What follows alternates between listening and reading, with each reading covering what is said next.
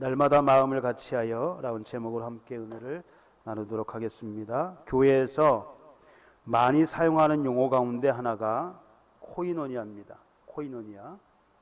이 단어는 교제, 즉 서로 사귐을 뜻하는 헬라어로 어떤 물건이나 경험을 서로 나누는 것을 의미합니다. 공유, 물건이나 어떤 경험을 공유하는 것을 의미합니다. 그러면 최초의 신약교회였던 예루살렘 교회는요, 이 코이노니아가 매우 활발했습니다. 그러면 당시 코이노니아가 교회에서 어떤 형태로 진행되었는지 살펴보도록 하겠습니다. 오늘날 성경적인 교제가 어떤 것인가, 오늘 본문 말씀을 통하여 함께 고민해보는 그런 시간을 갖도록 하겠습니다. 첫 번째요, 당시에 이 코이노니아는 믿음의 교제였습니다. 믿음의 교제. 그래서 우리의 교제는 믿음의 교제가 되어야 됩니다. 성도의 교제는 세상의 교제와는 다릅니다. 세상의 교제는요, 지극히 인간적인 이해관계에서 이루어집니다. 뭐가 맞아야 이루어지는 거예요. 어떤 조건이 또 붙고. 하지만 성도의 교제는요, 성령 안에서 이루어지는 믿음의 교제입니다. 빌레몬서 1장 6절에 보니까 믿음의 교제, 성령 안에서 이루어지는 믿음의 교제입니다. 그래서 성도의 교제는요, 세상의 교제에서는 찾아볼 수 없는 특색이 있습니다. 그러니까 세상의 성도의 교제와 세상 사람들의 교제가 어떤 차이가 있는가? 크게 두 가지가 있는데요. 첫 번째는 예배입니다. 예배. 세상의 모임에서, 세상의 교제에서 찾아볼 수 없는 것, 오직 성도의 교제 안에만 있는 것, 그것이 바로 예배라는 것입니다. 예루살렘 교회의 신자들이 주로 모였던 장소가 어디입니까?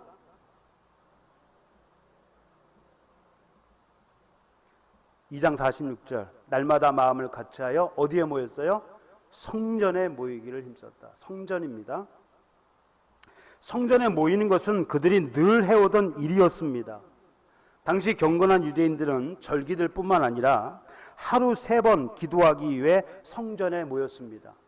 그러니까 예루살렘 인근, 그러니까 예루살렘 주민들은요, 하루에 3번 기도하기 위하여 성전에 모였어요. 몇 시입니까? 오전 9시, 정오, 오후 3시. 다음 시간 살펴볼 사도행전 3장에 보니까 베드로가 기도 시간에 몇 시에 갔습니까? 제3시에, 제9시에. 몇 시입니까 그때가? 오후 3시. 오후 3시부터 6시 사이에는요, 저녁 제사를 드려던 시간이라고 그래요. 아무튼 하루에 3번 유대인들은, 경건한 유대인들은 하루 3번 기도하기 위하여 성전에 모였습니다. 더욱이 성전은요, 수천이나 되는 이 사람들이 모일 수 있는, 동시에 모일 수 있는 유일한 장소이기도 했습니다. 베드로의 설교로 몇 명이 회개하고 하나님께 돌아왔습니까? 3,000명이. 기존에 있던 120명, 3,000명이 넘는 인원들이 한 번에 모일 수 있는 장소가 어딘가? 바로 성전이라고 하는 겁니다. 성전 안에서 기도하고 또 성전 안에 있는 솔로몬 행각에서 또 모이기도 했습니다. 예루살렘 교회의 신자들이 성전에 모여서 한 일이 무엇입니까? 성전에 모여서 하는 일이 뭐예요? 사도의 가르침을 받고. 사도의 가르침이 뭡니까? 하나님의 말씀을 들었다는 거예요. 하나님의 말씀이 선포되고요. 또 뭐 했습니까? 기도했고요. 또 하나님을 찬미했습니다. 말씀과 기도와 찬양이 있는 것, 그것이 뭐예요? 바로 예배입니다. 예배. 그죠?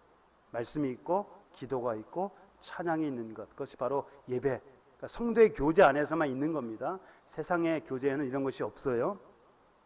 그러면 예배가 무엇입니까? 예배가, 우리가 예배를 드리잖아요. 그럼 예배가 도대체 뭔가? 예배에 해당하는 헬라어가 두 개가 있다고 그랬죠. 대표적인 것이, 그것이 뭡니까? 프로스키네오하고 나트레이아. 대표적인 용어가 두 가지입니다. 예배에 해당하는 대표적인 용어가요. 자, 프로스키네오. 요한복음 4장 24절에 보니까 하나님 영이시니 예배하는 자가 영과 진리로 예배할지니라. 이게 바로 프로스키네오입니다. 요거는요, 종용의 표시로 손에 입을 맞추거나 몸을 굽혀 절하라는 뜻입니다. 몸을 굽혀 절하라는 뜻인데요. 한마디로 얘기하면 경배를 말합니다. 경배. 하나님께 경배하는 것이 바로 프로스키네요. 근데 영어로는요, 워십이라고 그래요. 워십. 워십은 두 가지 단어가 합쳐진 단어입니다. 하나는 뭐예요? 뭐뭐할 가치가 있는, 그리고 신분이라는 이 단어, 월스하고 쉽이 합쳐져서 워십이 된 거예요. 이것을 풀었으면 뭐가 되냐면요, 존경과 존귀를 받을 만한 가치가 있는 존재, 존경과 존귀를 받을 만한 가치가 있는 존재, 혹은 어떤 존재에게 가치를 돌린다라는 의미입니다. 어떤 존재에게 가치를 돌려요. 가치가 뭡니까? 중요성, 아주 중요한 거예요. 그러면 모든 만물로부터 존경과 존귀를 받으실 수 있는 유일한 분이 누구예요? 바로 하나님. 그래서 하나님께서는요, 모든 만물로부터 존경과 존귀를 받으실 만한 유일한 분으로서 그에게 합당한 영광을 돌리는 것이 뭐냐면 바로 예배입니다. 하나님만이 모든 만물로부터 존경과 존귀를 받으실 만한 유일한 분이시에요. 그분께 합당한 열매, 그의 이름에 합당한 영광을 돌리라. 그것이 바로 예배라고 하는 것입니다. 그리고 라트레예가 있습니다. 이거는요, 봉사, 즉 섬긴다는 의미입니다. 섬긴다. 서비스라고 그러죠. 영어로 서비스. 그래서 예배를 서비스라고도 하는데 라트레예가 바로 여기에 해당합니다. 그러니까 영어에요, 이 예배를 뜻하는 단어가 두 가지입니다. 워십하고 서비스. 워십은 뭐라고요? 경배. 서비스는 섬김. 그래서 이 두 단어를 종합해 보면요, 예배란 무엇인가? 로마서 12장 1절에 보면 영적 예배라고 하는데 이 예배가 바로 라트레이아입니다. 두 단어를 합치면 예배는 예수 그리스도를 믿고 구원받은 하나님의 자녀들이 하나님을 경배하며 섬기는 행위를 말합니다. 우리 교단 현장에는요, 예배를 하나님께 대한 인간의 최고의 신앙적 행위라고 규정을 했습니다. 우리가 하나님께 드릴 수 있는 최상의 신앙적 행위가 뭐냐? 바로 예배라는 겁니다. 예배. 최상의 가치를 하나님께 돌려드리는 것, 그것이 바로 예배입니다. 이러한 예배를 통해 하나님과 성도 사이에 영적인 교제가 이루어집니다. 교제가 뭡니까? 사귀는 거 아니에요? 그렇죠? 우리 예배를 통해서 하나님과 영적인 교제가 이루어집니다. 하나님의 말씀이 선포되면요, 그게 선포되고 거기 은혜를 받고, 그럼 우리는 어떻게 해요? 하나님을 찬양하고 경배하고 하나님께 기도하고, 그래서 영적인 교제가 예배의 가운데 이루어지는 것입니다. 그리고 이를 바탕으로 성도 간의 친교가 이루어져야 됩니다. 그러니까 성도 간의 교제는요, 예배를 바탕으로, 하나님과 영적인 교제를 바탕으로 이루어져야 돼요. 만일 하나님과 성도 사이의 영적인 교제, 즉 예배가 없다면 비록 성도 사이의 교제를 할지라도 그것은 세상의 친교와 다를 바가 없습니다.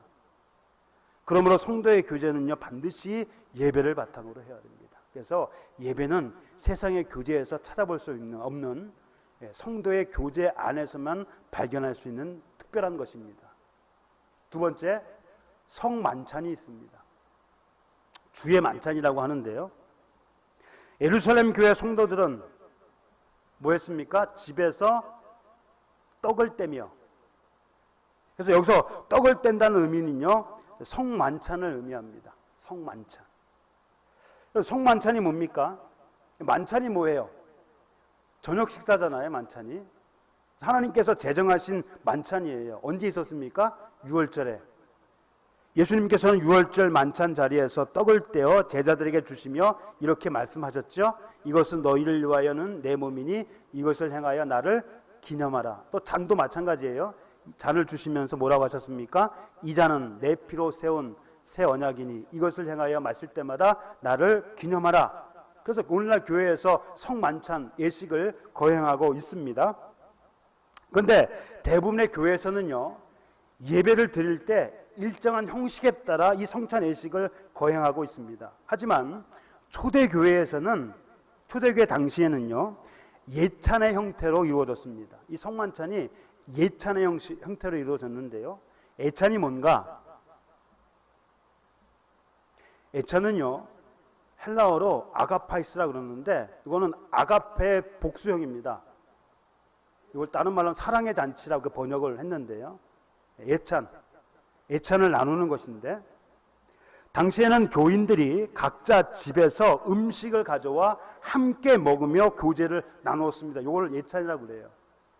그러니까 각자의 집에서 음식을 가지고 옵니다. 어디로 가져올까요? 아까 뭐라고 했습니까? 집에서 떡을 떼며. 그러니까 집에서 모이는데요, 작은 집에는 많은 사람이 모일 수 없으니까 좀 넓은 공간, 그렇죠? 이런 데서 모여서 함께 식사를 하는 거예요. 먼저 떡을 떼며 주의 만찬을 기념했고, 그 다음에 음식을 함께 먹으며 교제를 나눴습니다. 반대로 음식을 먹은 후에 주의 만찬을 기념했다고 보기도 합니다. 그 순서가요, 학자들의 의견이 좀 틀려요. 먼저 떡을 떼고 예찬을 했는가, 아니면 예찬을 먼저 하고 떡을 뗐는가, 약간의 차이가 있는데, 아무튼 집안 형편이 넉넉한 사람들은 음식을 가져올 때 어떻게 할까요? 좋은 음식을 좀 많이 가져오겠지요. 반면에 가난한 자들은 변변치 않은 음식을 가져왔을 것이고요. 정말 가난한 자는, 먹을 게 없을 정도로 가난한 자는 아무것도 가지고 오지 않았을 겁니다. 그렇죠? 그러나 함께 모든 것을 나누었기 때문에 별 문제는 없었습니다. 넉넉하면 넉넉한 대로, 부족하면 부족한 대로 먹으면 되었습니다. 함께 많이 가져온 사람이 없는 사람에게 나눠주고 함께 했기 때문에 별 문제가 없었어요. 그런데 고린도 교회에서요, 이와 관련해서 문제가 발생했습니다. 어떤 문제가 발생했냐면요, 어떤 일부 사람들이, 특히 부자들이 사람이 다 모이기 전에 지네들끼리 먹고 마셨습니다. 심지어 취하기까지 했어요. 취하기까지. 당시에는 주 음료가 뭐예요? 포도주. 물론 물에 섞어서 먹었겠지만 아무튼 많이 먹으면 어떻게 돼요? 뭐 취할 수도 있겠지요. 아무튼 다 모으기 전에 지가 가져온 거 그래서 먼저 먹고 마시고 취하기까지 했다는 겁니다. 그러면 아무것도 가져오지 못한 가난한 사람들은 어떻게 합니까? 결국 굶잖아요. 함께 모여서 먹어야 되는데 아무것도 없는데 와보니까 다 먼저 먹었어요. 그럼 뭘 먹습니까? 굶어야 돼요. 그래서 이 가난한 사람들이요, 이것 때문에 마음에 큰 상처를 받았습니다. 이는 먹을 때 각각 자기의 만찬을 먼저 갖다 먹으므로 어떤 사람은 시장하고 배고프고 어떤 사람은 뭐예요? 취함이라. 그래서 이들 것 때문에 가난한 사람들이 어떻게 했어요? 부끄러움을 당했어요. 수치를 당했다. 망신을 당했다.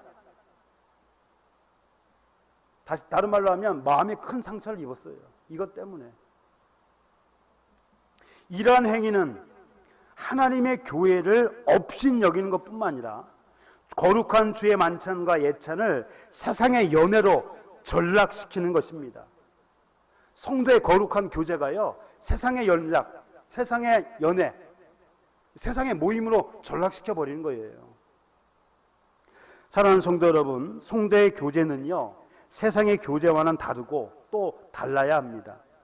그럼에도 성도의 교제가 인간적인 이해관계에 의해서 이루어진다면 그것은 성도의 교제가 아니라 세상 사람들의 친교에 불과합니다. 하나님의 교회는 뭐예요? 그리스도의 몸이라고 그랬죠? 우리는 그 몸의 뭡니까? 각 지체. 그 안에 이루어지는 성도의 교제는 그래서 인종이나 사회적 지위나 이해관계를 초월해야 합니다. 인종, 뭐 흑인종, 황인종, 백인종 있잖아요. 인종, 뭐 유대인, 이방인들이 있을 거 아닙니까? 그 다음에 사회적 지위, 어떤 사람은 높은 지위에 있고 어떤 사람은 노예로 있고, 당시에 노예가도 많았단 말이에요. 이해관계, 서로 이해관계 맞아야 세상 사람들이 모이잖아요. 근데 성도의 교제는 이 모든 것을 다 어떻게 해요? 초월해야 된다는 겁니다. 그래서 유대인이나 이방인이나 노예나 자유인이 아무 차별 없이 함께 코이노니아, 교제를 할 수 있는 것입니다. 이것이 바로 성도의 교제, 교회 안에서 이루어지는 성도의 교제예요. 차별이 없는 것, 이해관계를 따지지 않는 것, 누구나 모여서 함께 나눌 수 있는 것, 이것이 바로 성도의 교제, 세상 사람들과는 다른 것입니다. 그래서 당시에 이 교제는요, 믿음의 교제입니다. 오늘날도 마찬가지예요. 교회는 믿음의 교제를 해야 됩니다. 예배를 하나님과의 영적인 교제가 우선이 되어야 되고요, 그것을 바탕으로 성도 간의 교제가 이루어져야 됩니다. 두 번째는요, 나눔의 교제입니다. 나눔의 교제. 44절과 45절 두 절 말씀을 다 함께 읽도록 하겠습니다. 믿는 사람이 다 함께 있어 모든 물건을 서로 통용하고 또 재산과 소유를 팔아 각 사람의 필요를 따라 나눠 주었다. 나눔의 교제가 그때 있었던 겁니다. 자, 모든 물건을 함께 사용했습니다. 또 자기의 재산과 소유를 팔아 각 사람의 필요를 따라 나눠줬습니다. 이 모든 것들은 교회를 통해서 이루어졌습니다. 개별로 한 것이 아니라요, 자기의 모든 소유를 혹은 재산을 팔아 판 돈을 어디에다가요? 교회에다가. 그러니까 사도들 앞에 놨어요. 교회에다가 갖다 주면 교회에서는 이것을 각 사람의 필요에 따라 나눠줬습니다. 나눔의 교제가 이루어진 겁니다. 오늘날에도 이런 공동체 생활을 하는 곳들이 더러 있습니다. 이스라엘 키부츠 같은 거는 공동체 생활을 해요. 60명에서 많게는 2,000명까지 모여서 개인의 소유 없이 서로 공동 소유로 모든 것을 다 그렇게 하는 공동체가 있기도 합니다. 그러나 당시 초대 교회와는 다소 차이가 있습니다. 뭐 그렇게 한다고 해도 오늘날 많은 우리나라에 뭐가 있습니까? 두레마을. 1971년 할빈교회를 시작해서 빈민 선교를 시작해서 같이 공동체 생활을 했잖아요. 근데 오늘날은 약간 좀 퇴색이 됐어요.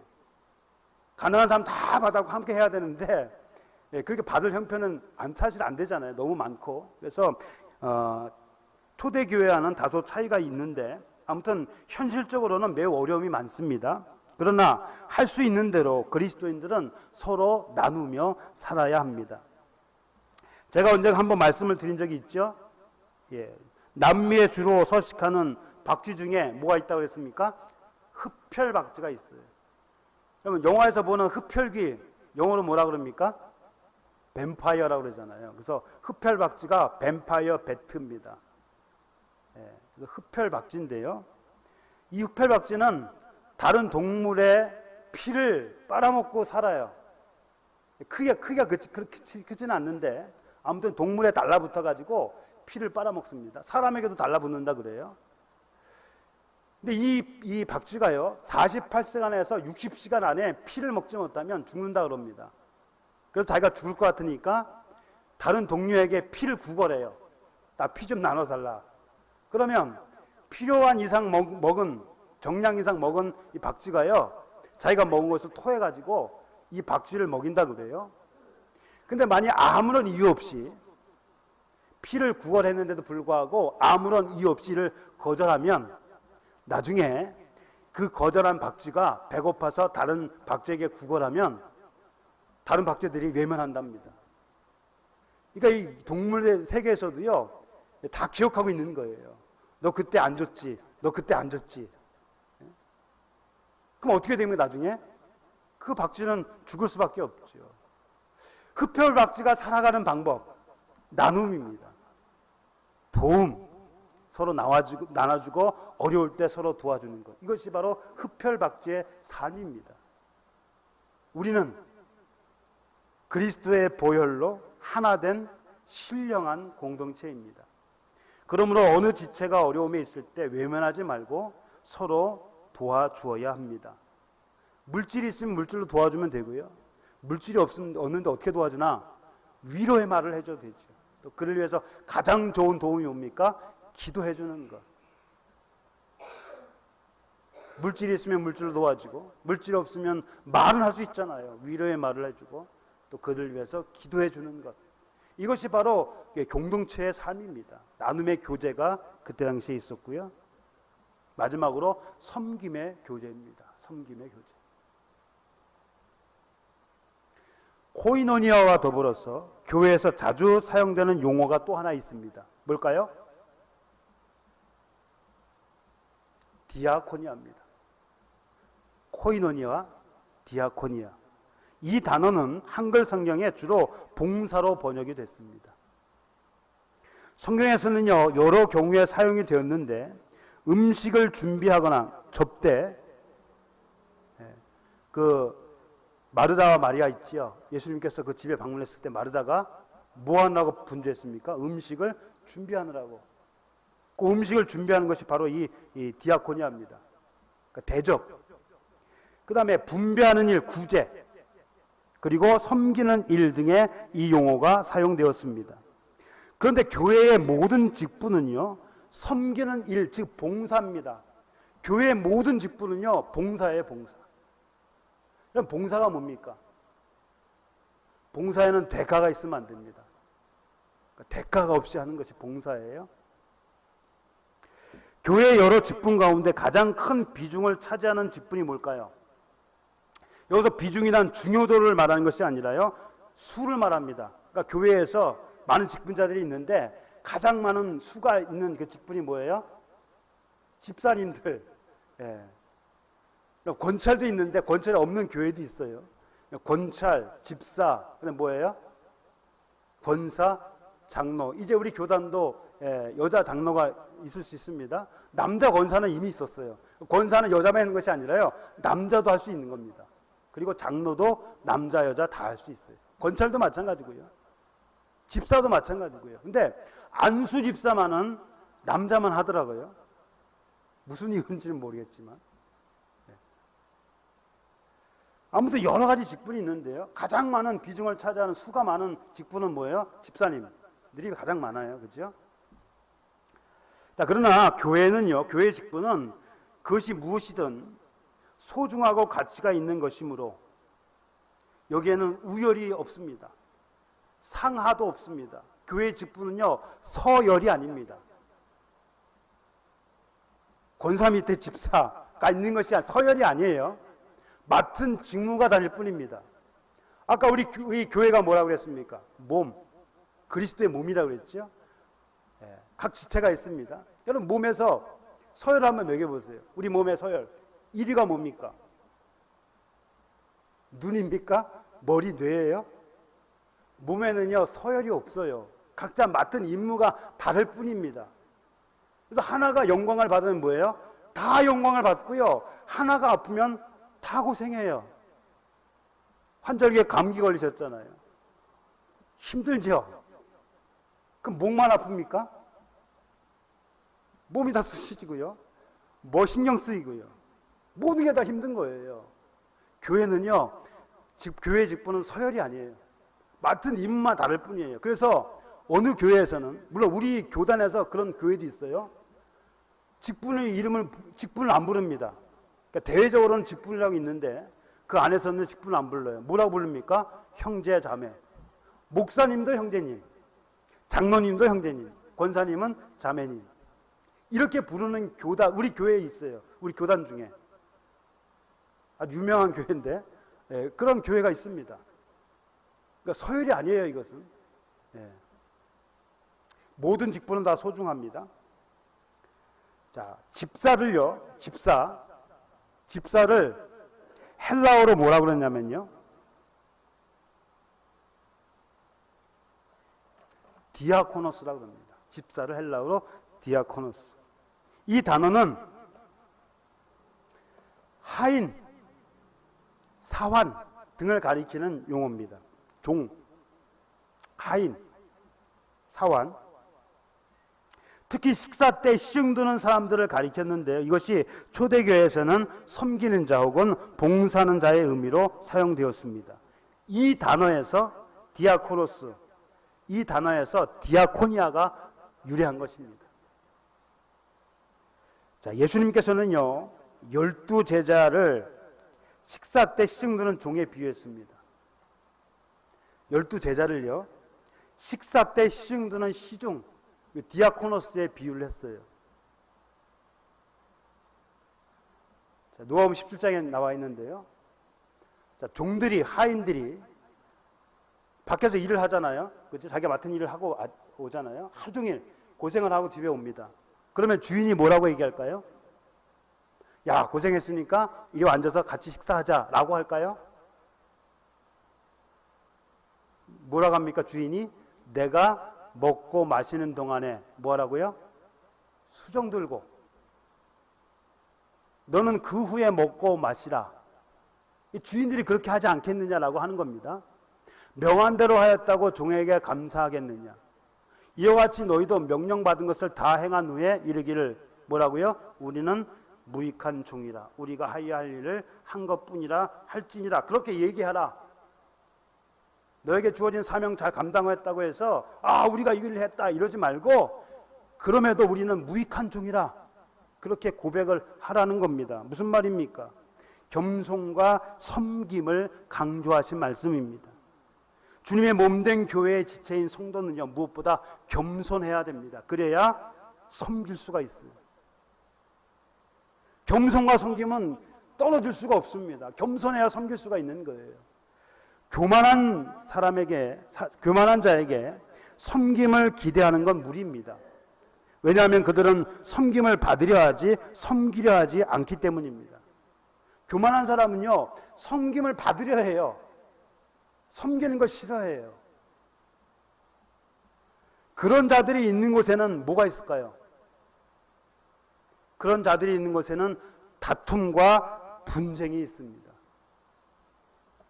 12 제자들, 그들이 종종 싸웠어요. 제자들끼리. 왜 싸웠습니까? 누가 더 높은 자리에 앉을까? 누가 더 큰 사람이냐? 네가 크냐 내가 크냐?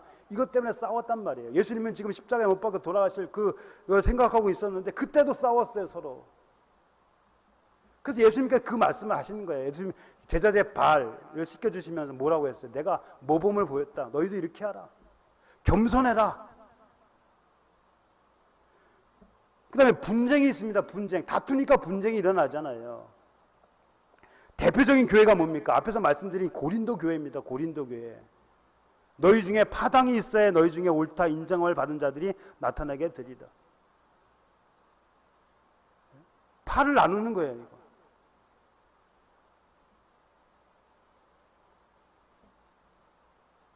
그런 교회에서 성도의 참된 코이노니아가 이루어질 리 만무합니다. 서로 다투고 교만한 데서 어떻게 코이노니아가 이루어집니까? 그래서 진정한 성도 간의 교제는요, 섬김의 교제가 되어야 됩니다.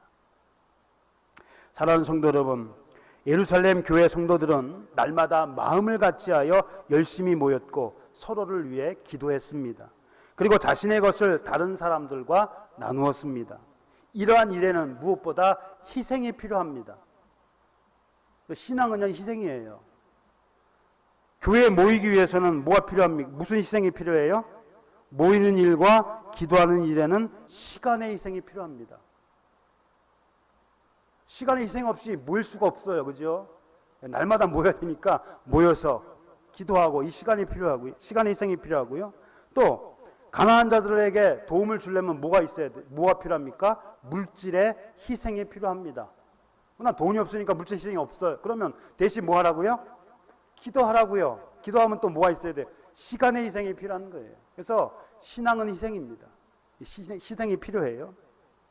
또한 참된 교제를 위해서는요, 반드시 필요한 것이 있습니다. 가장 중요하면서도 가장 기본적인 것, 그것이 바로 뭐냐면 사랑입니다. 사랑의 수고가 있어야 돼요. 왜 그렇습니까? 내가 내게 있는 모든 것으로 구제하고 또 내 몸을 불살하게 내줄지라도 뭐가 없으면요, 사랑이 없으면 아무 유익이 없기 때문입니다. 그런데 그리스도 안에서 참된 교제를 원하는 사람들은 이러한 수고를 희생으로 생각하지 않습니다. 희생이 필요한데 이것을 희생으로 여기지 않는다는 겁니다. 단지 성도로서 마땅히 해야 할 일을 하고 있을 뿐이라 여깁니다. 나는 성도기 때문에 내가 마땅히 해야 할 일이야. 거기 했다고 뭐 생색내지도 않고요. 또 귀찮아하지도 않습니다. 부담 갖지도 않아요. 왜? 내가 당연히 해야 할 일이기 때문에. 하나님께서 베풀어 주신 은혜에 비하면 그러한 수고와 희생은 아무것도 아니라고 그들은 생각하기 때문입니다.